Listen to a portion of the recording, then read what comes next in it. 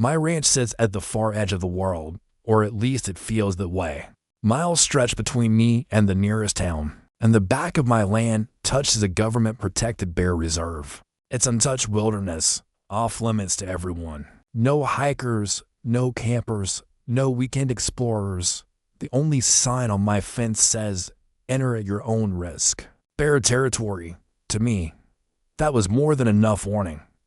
But then again, I hadn't met Karen. She was the self-declared ruler of the Hillside Meadows Hoa, a neighborhood 5 miles away from my ranch. Yet somehow, she believed her authority. Spread across mountains, fields, and common sense, one sunny afternoon, I spotted her tiny hybrid car parked crooked beside my gate. Instead of opening it, she squeezed through a small gap in the fence like she was entering her kingdom.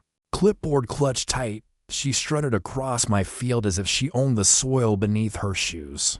I was repairing a water trough when I heard her shrill voice. "Sir, you there, sir?" I turned slowly. There she was, red-faced, marching toward me like a general ready for battle. She didn't even say hello. "I'm with the Hillside Meadows Homeowners Association," she barked, shoving her clipboard toward me. "You are in violation of several community codes. Your fence is the wrong height. Your barn is unapproved, and its color is not on our pallet." I stared at her, leaning on my shovel. "Ma'am, this is private land. You don't have authority here, and you're trespassing." She gave the most condescending laugh I've ever heard. "Don't be absurd. All property in this valley must follow our Hoa standards. I am fully authorized to inspect." She jabbed a finger toward my barn. "Now, about that hideous structure." I raised a hand. "Ma'am, you need to leave, right now. This is active wildlife territory. Wolves, cougars, and a lot of grizzlies."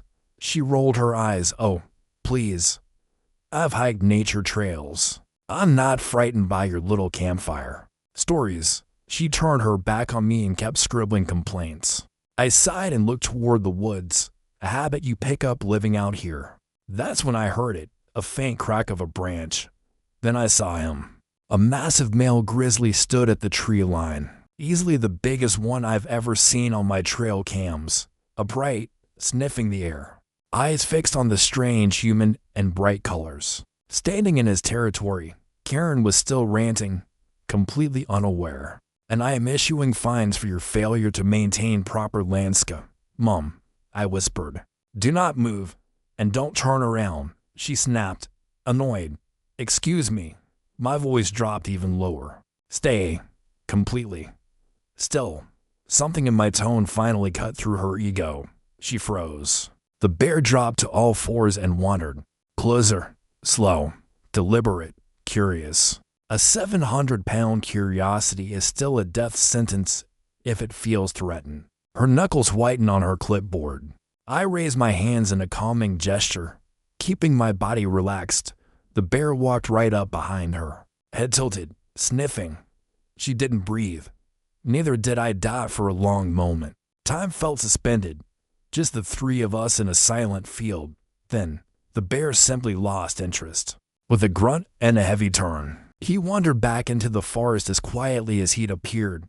Only when he vanished did Karen break. She dropped her clipboard, gasped like she'd just resurfaced from drowning, and ran, not walked, ran like a wildfire was chasing her. She tripped, scrambled, squeezed through the fence gap, and nearly peeled out her tires speeding away. Her clipboard lay abandoned in the grass, filled with angry notes and pointless citations. I picked it up and couldn't help smiling. She never came back. No letters, no Hoa threats, nothing. Turns out, some boundaries are older than neighborhoods and paperwork out here. Nature sets the rules, and the real enforcement officers weigh several hundred pounds and don't care about Hoa color palettes. Thanks for watching, and remember, respect the wild. It always wins.